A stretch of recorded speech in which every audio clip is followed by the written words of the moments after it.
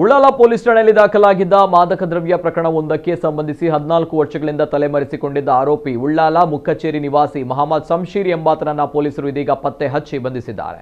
2011ರಲ್ಲಿ NDPS ಕಾಯ್ದೆಯಡಿ ಈತನ ವಿರುದ್ಧ ಪ್ರಕರಣ ದಾಖಲಾಗಿತ್ತು. ನ್ಯಾಯಾಲಯದ ವಿಚಾರಣೆಗೆ ಹಾಜರಾಗದ ಕಾರಣ ಮಂಗಳೂರಿನ JMFC 2ನೇ ನ್ಯಾಯಾಲಯ ಆತನ ಪತ್ತೆಗಾಗಿ LPC ವಾರೆಂಟ್ ಕೂಡ ಹೊರಡಿಸಿತ್ತು. ಇದೀಗ 14 ವರ್ಷಗಳ ಬಳಿಕ ಆರೋಪಿಯನ್ನು ದಸ್ತಗಿರಿ ಮಾಡಲಾಗಿದೆ ಎಂದು ಪೊಲೀಸರು ಪ್ರಕಟಣೆ ತಿಳಿಸಿದ್ದಾರೆ.